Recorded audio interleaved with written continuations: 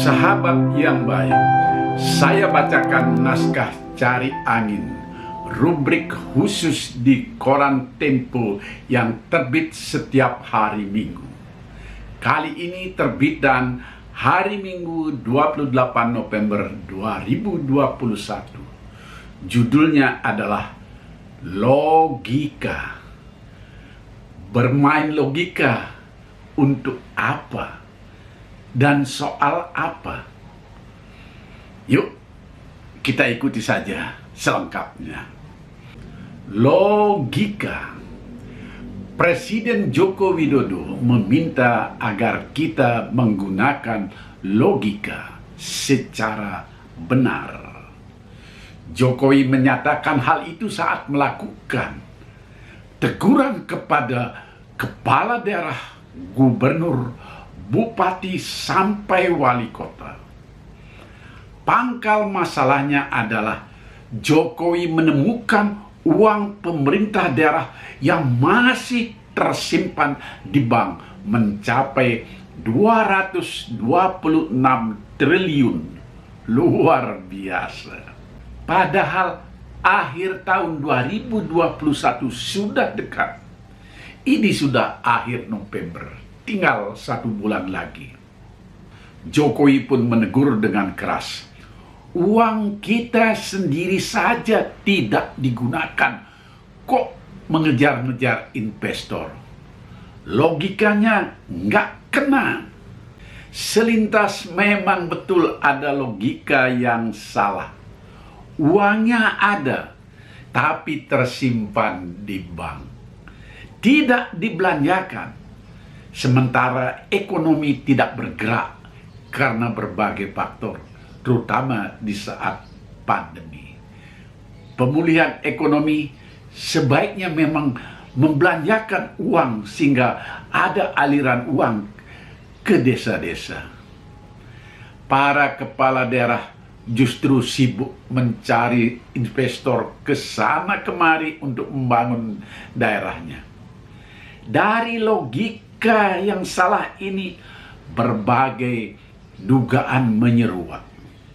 Salah satunya, uang itu sengaja disimpan di bank untuk mendapatkan bunga.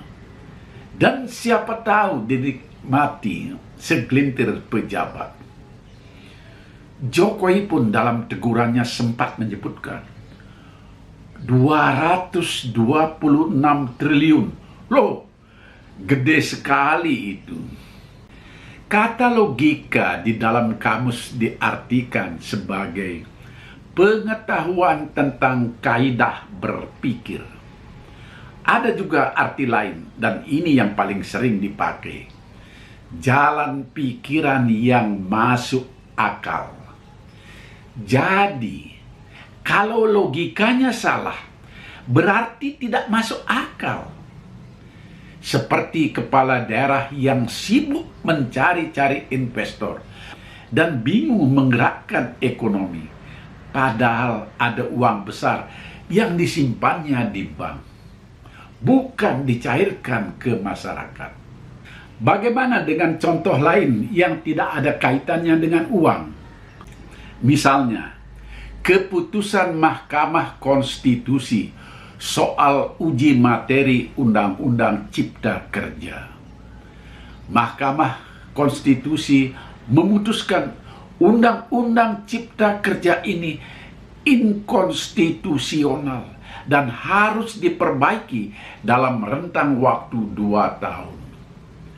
Jika tidak diperbaiki dalam rentang waktu itu, inkonstitusionalnya menjadi permanen. Undang-undang lama yang diberlakukan lagi. Apakah ini logikanya juga kena?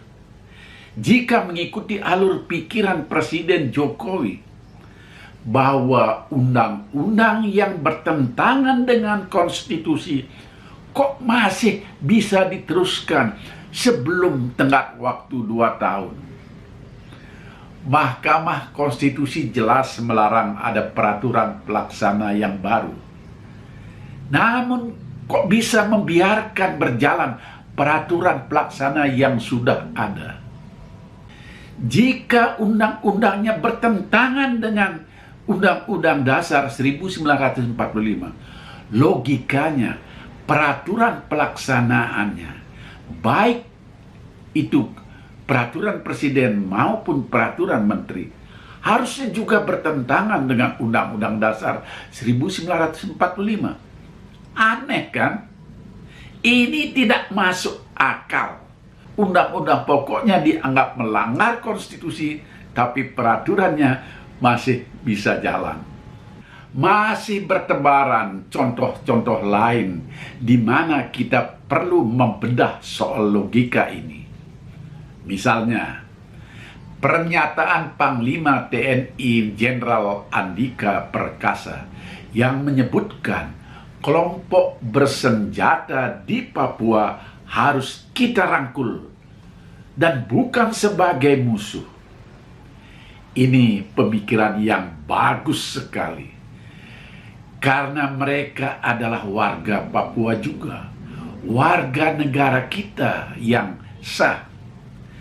Tapi apa logikanya kena jika kelompok bersenjata itu masih membunuh rakyat dan tentara kita?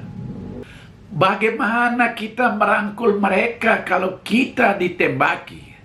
Makanya logika yang sesuai dengan kamus, jalan pikiran yang masuk akal, harusnya adakan dialog lebih dulu dengan para kelompok yang berseberangan di Papua.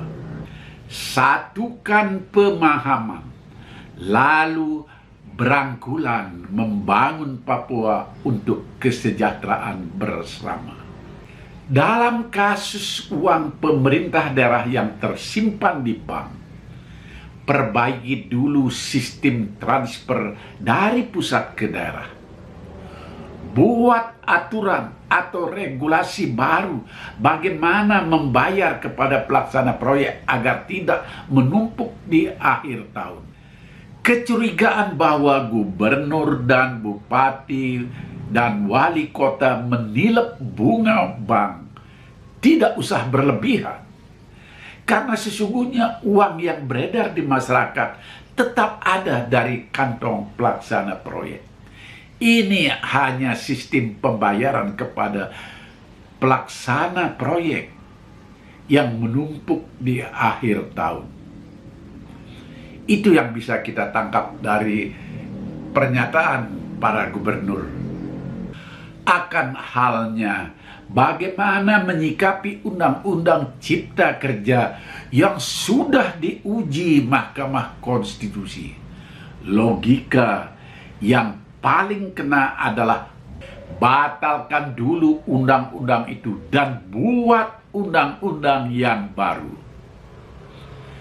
Sekarang karena Mahkamah Konstitusi cuma mampu memberi label inkonstitusional bersyarat, ya, presiden yang menarik dan membatalkan undang-undang itu.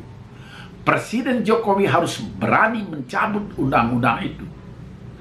Tidak elok mendengar sesuatu yang bertentangan dengan konstitusi tetapi tetap bisa dijalankan. Bukankah negeri ini punya konstitusi yang sangat baik? Mencabut atau membatalkan Undang-Undang Cipta Kerja itu yang paling logis, sesuai dengan logika alias masuk akal. Demikianlah saya akhiri pembacaan Cari Angin ini.